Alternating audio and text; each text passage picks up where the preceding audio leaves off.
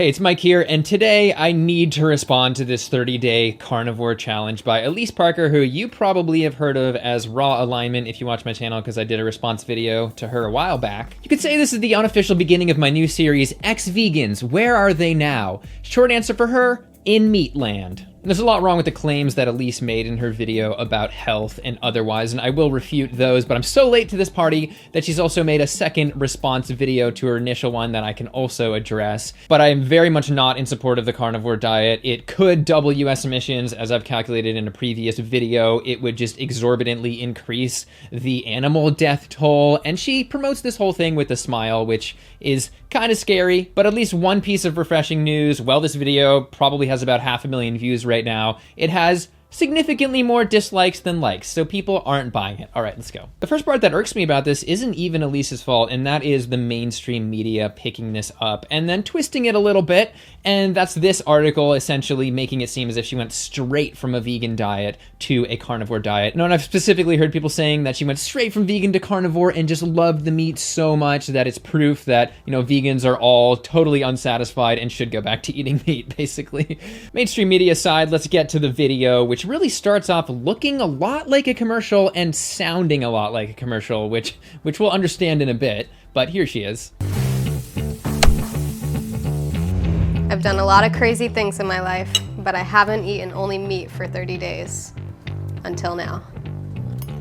Carnivore diet is a zero-carb diet that includes nothing but animal food. Okay, I gotta stop it right there because one detail kind of pops out, and that is that she's cooking bacon, and in about 30 seconds after this, she actually starts touting the health benefits of a carnivore diet right after she's cooking a class 1A carcinogen. And people like to downplay the risk of processed meat, but in terms of risk, it's pretty much on par with secondhand smoke. So stop lying to yourself. It has been shown to help relieve the symptoms from many illnesses such as autoimmunity, fatigue, obesity, inflammatory diseases, and more. Whoa, hang on there. This diet has not been shown to help with anything. There's virtually no science on it, so from any scientifically meaningful perspective, no. But yeah, maybe from some carnivore internet anecdotes, yeah, it's been shown to do stuff. So if you want to claim that for carnivore diet, you also have to admit that Krusty Karl's crack cocaine diet in the alleyway behind Walgreens has also been shown to help with disease. Yes, my crack reverses all those diseases.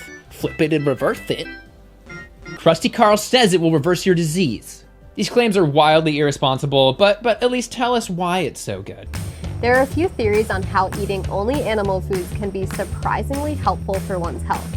Essentially, the carnivore diet is a form of an elimination diet. Yes, eliminate the last bit of humanity that you had left. But seriously, this is like the diet of movie villains and monsters. Includes all types of meat, poultry, fish, eggs, and organs such as liver and brain, and excludes everything else. If you could design like the ideal demon diet save for human flesh, this would be the diet. And there are actual elimination diets where you systematically remove some top allergens and then systematically reintroduce them. That way you can actually tell what was causing your issues instead of just removing everything, in which case you would have to slowly reintroduce every single food out there to figure out what's going on. Not practical. There's also the factor of cutting out all carbs, meaning that your body drops into ketosis, which has been linked to benefits like enhanced mental clarity, rapid weight loss, and better digestion. Okay, I just have to mention that keto has been linked to so many diseases in children, not just these, but it's been linked to about 3,000 times the incidence of kidney stones. It's been linked to enlarged hearts, bone/skeletal issues, and death. And keto's low carb, and so in terms of low carb diets from this meta-analysis, they are associated with about a 30% increased risk of all-cause mortality or death over the course of those studies. So let's take this keto diet even further by eating only meat. And in terms of rapid weight loss, well, it just so happens that Krusty Karl's alleyway crack diet also leads to rapid weight loss. I think you guys should talk sometime, Alyse. Alyse, we're both the same. We have the solution. I started with the 30-day crack diet. You may be wondering, but what about the body's nutritional needs? Won't you lack some of the necessary vitamins and minerals that a more balanced diet can provide? Well, actually, most of the advocates for the carnivore diet claim that meat contains all of the vitamins and minerals that your body needs to not only survive, but to thrive. Most advocates and her later claim that, people don't appear to be having deficiencies are just not medically acceptable. Again, this is not responsible. Someone's opinion is just not fact. Also, I find it a little bit irresponsible as well that she isn't even addressing how many of the carnivore proponents, a large portion of them, are only eating steak. They are not eating those other animal products. And because of that, they're missing out on an even wider variety of nutrients. Looking to Chronometer, you have the obvious complete lack of vitamin C, vitamin A, vitamin E, vitamin K. It leaves you completely devoid of folate, and folic acid deficiency is the leading cause of the most common birth defects that we have. Now, things I've never not gotten, like manganese. You also have omega-3s, and even when that's grass-fed, it really doesn't add that much. And then you have magnesium, a lack of calcium. Yeah, you can add fish for omegas and some organ meats for some of those other things, but that's really gross. And like I said, a lot of these people are not doing that. It's 2 to 4 pounds of steak a day. And again, Krusty Carl thinks he gets all that he needs to survive on his crack diet, but does he? Crack is a complete food that contains all of the nutrients. You know what they say? Crack don't crack. Smooth like a baby's bottom. Anyway, her excuse for doing this is challenges, though. I just love challenging myself. So out of all of the things to try in the world, why am I choosing to eat meat for 30 days straight? I have gone 30 days without washing my hair. I've gone a full year without using deodorant. Difference is that none of those other challenges had a massively increased death toll. And just because something's a challenge doesn't mean that it's ethically right. I mean, people who do trophy hunting do it because it's a challenge, and everybody hates those people. You have serial killers. A lot of them do it because it's challenging. Not cool. In addition, she's portraying it as some type of neutral challenge that she's sort of on either side of, but it's completely not the case, judging by the rate of positive to negative claims she makes about the diet. She includes no warnings or anything like that. Yet even vegans who are very clearly and transparently one-sided about this issue will say, hey, you gotta get that B12, and warnings like that. Thankfully, we now have several studies showing that there isn't a higher level of B12 deficiency in vegans thanks to this attitude. I've come to learn that with the more I experience, the more I can relate to people in all facets of life. And coming from a history of being vegan for almost 5 years, I know very well what it's like to lose myself in the identity of a diet culture and to lose true open-mindedness. I'm just gonna skate on past how she sort of insinuated that veganism equals closed-mindedness. Let's just move past that, because I would say that, well, open-mindedness in general is good. Having too much of an open mind as well, or doing things because of open-mindedness, is also potentially problematic. I know I'm making a lot of intense comparisons, I'm not equating here, but you wouldn't try pedophilia based off open-mindedness. You simply wouldn't support things that have a great degree of harm because you're open-minded. You know, maybe you wouldn't eat way more animals than you need to because you're open-minded. Just a thought. Alyse, you said you were open-minded. Do my 30-day crack challenge. Why? Are you not open-minded enough? After a very humbling experience of losing my health, my current intention is to really understand rather than judge. Of course, I have a full detailed response video to her health claims from back in the day when she quit being vegan, and I'll link that below. But because that was mainly a response to her video about quitting, I didn't go deep into an investigation of what she ate. But seeing a recent Vegan Earth and Soul video, which was very well done on the accountability of influencers, which focused on Alyse, I was reminded that, you know, you could find her eating about 1,300 calories a day a lot of the times. But she didn't eat a normal, healthy, balanced vegan diet. She ate an extremely restrictive diet that consisted of just 2 types of fruit and salad at times, and others just guacamole, crackers, and salad. Often she only ate between 1,000 and 1,500 calories in a day. Now she blames veganism for the problems she experienced, not the restrictions she put on herself while being vegan. And she focused on often just 2 or 3 foods in a day, which is highly restrictive and not what veganism is. And what better way to really understand other than diving straight into an experience that challenges me to get the heck outside of my comfort zone? You know what I think would really get Alyse out of her comfort zone? A nice challenge. I think it would maybe be like a 30-day working in a slaughterhouse challenge. Could be one that only processes humane meat, and I would say watch the movie Dominion if you're still on board with humane meat. Okay, I don't want to respond to every single word she says, so let's skip to some highlights of the video, the first of which I find to be pretty entertaining and sort of a reason that she isn't even doing a full carnivore challenge, for what that is worth. Decided to let myself keep 2 comforts throughout this challenge for the next 30 days. bulletproof coffee, and matcha. Because hey, I'm human. So she decides to rely on plant-based stimulants, which is interesting from an energy perspective, and having a good level of energy when eating all meat, worth something at least. This is also probably indicative of why all carnivore people don't appear to be having vitamin C deficiencies and so forth, because they end up getting plant foods from some source or another, whether it's things that they drink or spices. It's also scary that she added bulletproof coffee, which is super high in saturated fat, to an already very high saturated animal fat diet. And for those that don't know, bulletproof coffee is coffee with added saturated fat in the form of either butter or ghee or MCT oil. And MCT oil is 100% saturated fat. It's just derived from coconut oil. So she was eating a horrible heart disease inducing diet, and I would love to see her cholesterol levels moving on. All right, so it's day 6 right now, and I do not want to eat meat, fish, or eggs. I want anything other than this.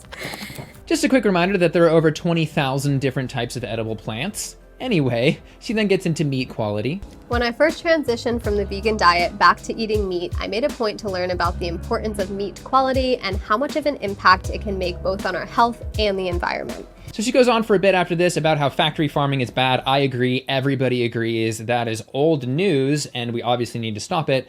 But what does she say is a better alternative? So what's the alternative to factory farmed meat? Whether you are only eating meat once a month or consuming a more meat-heavy diet, it's definitely in your best interest to source 100% grass-fed and grass-finished beef. Cattle are consuming grass for their entire lives, which is their natural and optimal form of nutrition. Clearly, she doesn't understand that factory farmed animals can be 100% grass-fed and grass-finished. Here's a Forbes article. This quote paraphrases a meat-eating person, not a vegan. Quote, Lowry explains that beef, technically grass-fed and grass-finished, is in fact coming from concentrated feedlots where the cattle are fed from troughs of manufactured grass pellets. In other words, legally, it's exactly what she is telling you to eat, but on the other hand, it's exactly what she's telling you is horrible. As a huge health advocate and someone who cares about the animals and our environment, I've teamed up with ButcherBox to shed some light on how to source high-quality meat and opt out of factory farming entirely. This actually frightened me a little bit. In the same sentence, the same breath, she said that she cares about animals, and therefore she teamed up with a corporation that profits from selling their dead bodies. Just doesn't land right. Not hitting right. I think these oxymorons are why Alyse can come off as not so genuine. I mean, when she was a vegan, she got a golden doodle from a breeder because it was cute, which is a very anti-vegan thing to do. In terms of her quitting her vegan diet, she completely verifiably was dishonest about that timeline. And now she is saying she cares about animals and promoting selling animal flesh in the same sentence. It just doesn't feel good. And again, to Vegan Earth and Soul, she had a very good insight on why the dislike ratios are so high on not just this video, but a lot of Alyse's videos. It's not just vegans trying to get revenge, because a lot of ex-vegans actually achieve a high like ratio in the end. It's probably because of her lack of accountability and these inconsistencies. So because of Alyse's refusal to admit her health issues were a result of her individual diet and many other things she's done that our viewers are not happy about, she's still not back to her normal like to dislike ratio on her channel. This is not because people are still mad that she's not vegan anymore. There are many ex-vegans who've not had this problem on their channel. This is because she's had yet to take accountability for her actions. All of their meat is free from antibiotics and hormones. It's 100% grass-fed and finished. So free from antibiotics and hormones is saying free from hormones, and that is just patently false. The naturally occurring hormones in meat are a real thing. From meatscience.org, not a vegan site, quote, any animal product from meat to milk or eggs contains naturally occurring hormones.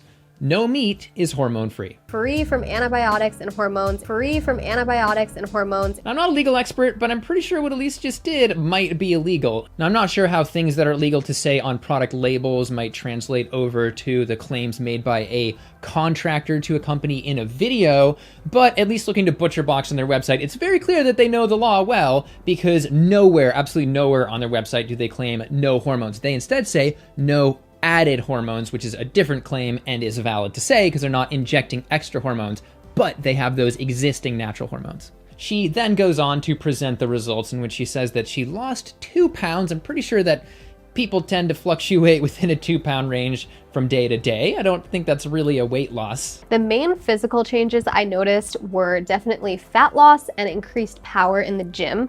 I did end up losing around 2 pounds in the full 30 days, and my physique changed slightly, but nothing too crazy.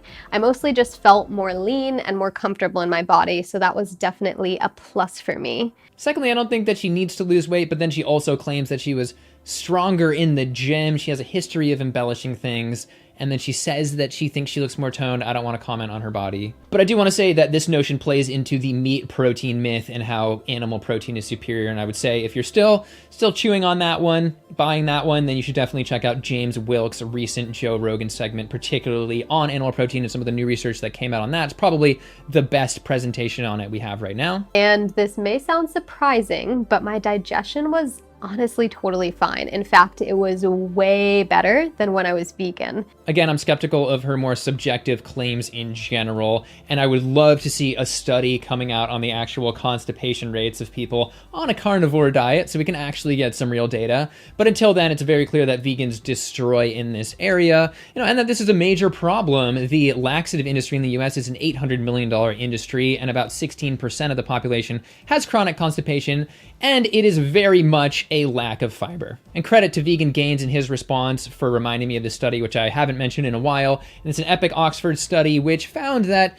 the elimination rate of vegans was about 25% higher than meat eaters, so it's not insanely high, but it's clearly enough to be lowering constipation. At the end, she voice chats with Michaela Peterson, which is just a topic for another video, but let's just say she is not an expert. Now for the second video she did on this, which was a follow-up to the comments she got on the first one, and she has, many claims in there that are questionable, the first of which is harvest deaths, though. There is a ton of rodents and insects and small animals that are killed in the process of growing and harvesting corn and wheat and soy and rice and all of these different vegan staple items.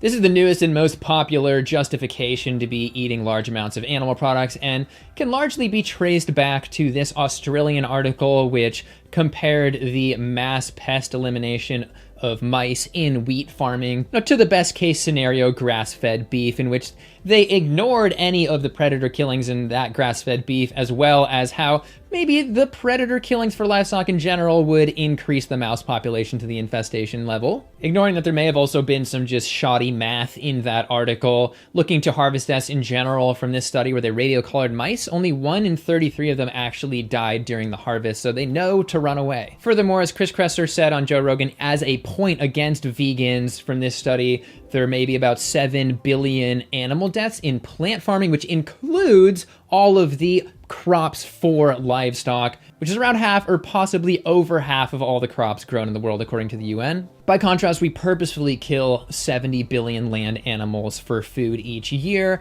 And from this study, the leading driver of species extinction is likely our desire to eat animal products, which is crazy. And grass-fed beef, of course, is a major driver of Amazon destruction. Not only that, but the resources that it takes to yield mass quantities of crops like that is arguably worse for the environment than it is to be raising grass-fed beef. And as for the environmental effects of grass-fed beef, well, from this study, grass-fed emits 3.5 times more methane, a powerful greenhouse gas, than grain-fed does. And from this study, which Vegan Gains also mentioned in his response, the factory farming that we all know and hate may actually require about half of the animals because of the feed efficiency, 75% less water, about half the land, and about 30% less fossil fuels. And next, she actually addresses my main concern in this video so far. Okay, one of the next comments or themes in the comment section is that I was glamorizing the carnivore diet and only focusing on the positives, not talking about the negative side effects of eating this way for the long run. So she addresses my exact criticism. So how good of a job does she do defending herself here?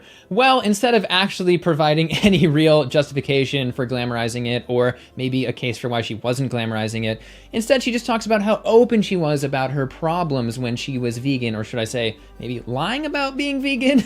But I also want to highlight the fact that during the last year or so that I was vegan, it was very clear that I was struggling with my health. I was very open and transparent. I was talking about mold, I was talking about my congestion.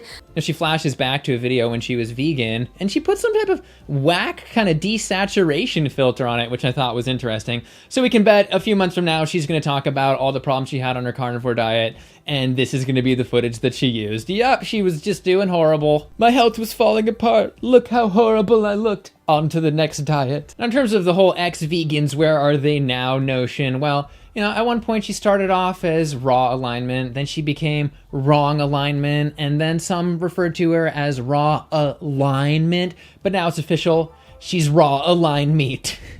Okay, I'm giving her a lot of crap, and jokes and parodies and little things aside, this diet that she is promoting, as I have calculated in a previous video, could lead to up to a doubling in US emissions. We are one of the leading emitters of greenhouse gases in the world, and it would rise astronomically because this diet is not sustainable. If we adopted this nationally, it would be a disaster for animals and the environment. And I absolutely do think that she glamorized this diet. She was paid by ButcherBox to make meat look good, and she did not warn of any of the potential issues on this diet, which there are many. And finally, she may have actually made an illegal claim about the hormone content of meat in general. Anyway, let me know your thoughts about all this down below. And yes, I know that I did make fun of crackheads in this video, but in, again, all seriousness, if you or somebody you know has problems with substance abuse, I will share the substance abuse hotline, which will work at least in the US. That will be linked in the description below. As usual, feel free to like, subscribe, do all that notification bell stuff, and thanks for watching.